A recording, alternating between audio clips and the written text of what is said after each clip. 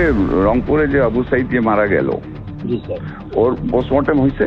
Report পাইছেন আপনারা? এখনো পান নাই কেন? এত সময় লাগে কেন? এটা আমাদেরকে দেয় নাই স্যার, এবং আমাদের সাথে তো ওরা লুকোচুরি খেলে। লুকোচুরি কে খেলতেছে? রংপুর মেডিকেল রিপোর্ট আমাকে 5 বার লিখতে হয়েছে।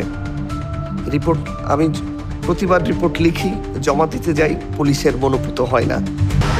আমার নাম আবু সাইদ। বলে একজন বিশ্ববিদ্যালয় ছাত্র আবু সাইদ একটি বিক্ষোভে গুলিবিদ্ধ হয়ে মৃত্যু, আর তারপর শুরু হয় সত্য গোপনের নাটক। এ পর্যন্ত 6 বার বদলানো হয় ময়না তদন্ত রিপোর্ট। তদন্ত বলছে চাপ এসেছিল প্রশাসনের শীর্ষ মহল থেকে। রিপোর্ট আমাকে 5 বার লিখতে হয়েছে। রিপোর্ট আমি প্রতিবার রিপোর্ট লিখি, জমা দিতে যাই, পুলিশের মনোপুত হয় না।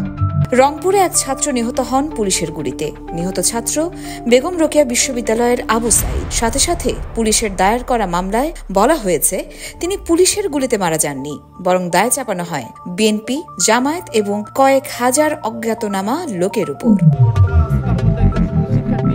সাইদের মৃত্যু হয়েছে মাল্টিপল প্লেট ইনজুরিতে এবং ইন্টারনাল হেমোরেজের ফলে তার মৃত্যু হয়েছে।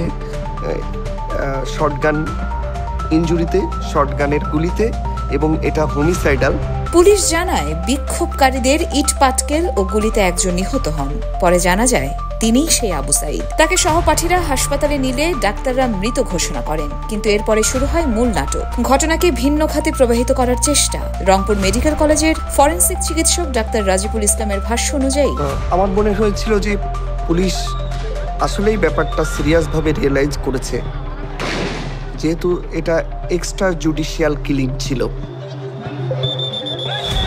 পুলিশ ফেঁসে যাচ্ছে যে পুলিশ গুলি করে মেরে ফেলছে, এই জন্য তারা চাচ্ছিল যে আমি যেন হেড ইনজুরিটাকে ফোকাস করি।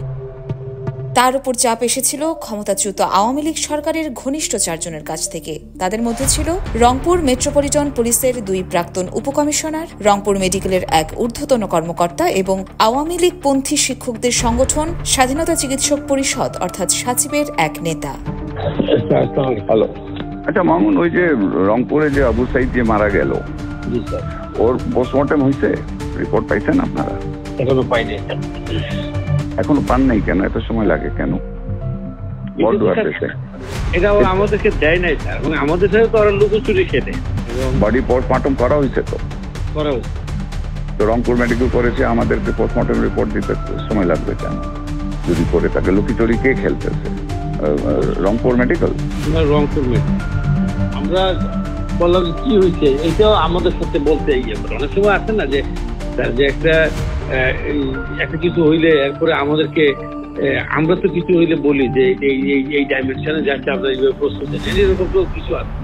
ওরা আমাদের সাথে কোনো কথাই বলে। আচ্ছা দেখি আমি দেখি। আন্তর্জাতিক অপরাধ ট্রাইব্যুনাল আইসিটি বর্তমানে এই মামলার তদন্ত করছে।